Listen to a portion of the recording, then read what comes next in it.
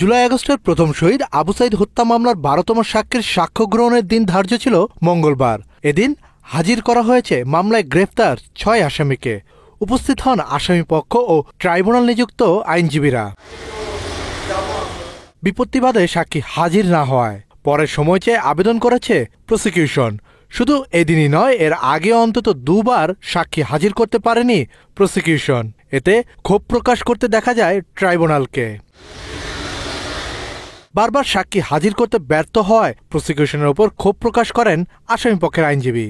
বাংলাদেশে বিদ্যমান আইনের একটি ভিত্তি হলো প্রিন্সিপাল অফ ন্যাচারাল জাস্টিস। সেই প্রিন্সিপাল অফ ন্যাচারাল জাস্টিস এবং ক্রিমিনাল রুলস অ্যান্ড অর্ডার 2009 অনুসারে আদালতে যে সকল আবেদন কোনো এক পক্ষ প্রদান করিবেন, অপর পক্ষকে সে তার কপি হস্তান্তর করতে হয়।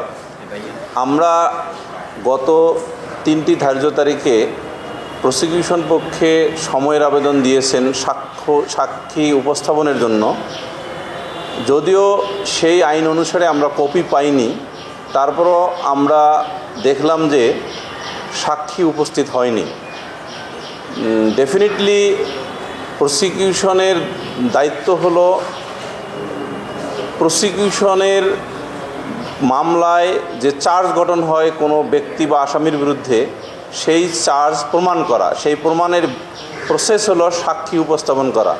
তো সেই সাক্ষী যখন গত 3টি ধার্য তারিখে উপস্থিত হয়নি, আমরা সেই সময়ের আবেদন সরাসরি না পেলেও এবং কারণ জানতে না পাইলেও ইহা প্রতীয়মান হয় যে প্রসিকিউশনের ব্যর্থতার কারণে এই সাক্ষী উপস্থাপিত হয়নি আদালতে।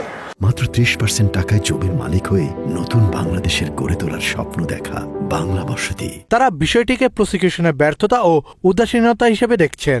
আদালত হতে যে সমন বা নোটিশ সাক্ষীদেরকে প্রেরণ করা হয়েছে, সেটাও হয়তো সঠিকভাবে কমিউনিকেটেড হয়েছে কি না আমরা জানি না। এটাও কিন্তু দায়িত্ব প্রসিকিউশনের, কারণ অ্যাজ এ হোল প্রসিকিউশনের দায়িত্বের প্রধান অংশ হলো চার্জ প্রমাণের জন্য সাক্ষী এবং সাক্ষ্য যে কোনো ট্রাইব্যুনালে উপস্থাপন করা। যেহেতু তারা গত 3টি ধার্য তারিখে উপস্থাপন করতে ব্যর্থ হয়েছেন, সেহেতু আমাদের আসলে বলার কিছু নাই। শুধু ওইটুকুই আমরা বলতে পারি যে this is the failure of the prosecution to produce the witnesses before the tribunal concern. প্রশ্ন করেছিলেন প্রসিকিউশনকে যে একজন সাক্ষীর হয়তো অসুস্থ, সেটা ঠিক আছে, কিন্তু আরও তো সাক্ষী আছে, তাদেরকে উপস্থাপন করেন। এটাও কিন্তু মানে ট্রাইব্যুনালের সংশ্লিষ্ট সেই প্রশ্নের উদ্দেশ্যই ছিল প্রসিকিউশনকে তাদের যে সাক্ষ্য উপস্থাপনের যে দায়বদ্ধতা, সেটা কমপ্লাই করা। যদিও এই বিষয়ে কোনো মন্তব্য করতে চাননি প্রসিকিউশনের কেউই। এদিকে ট্রাইব্যুনাল 1-এ রামপুরায় কার্নিশে ঝুলে থাকা এক যুবককে গুলি ও দুজনকে হত্যা মামলায় ৪র্থ দিনের সাক্ষ্য ও জেরা অনুষ্ঠিত হয়েছে।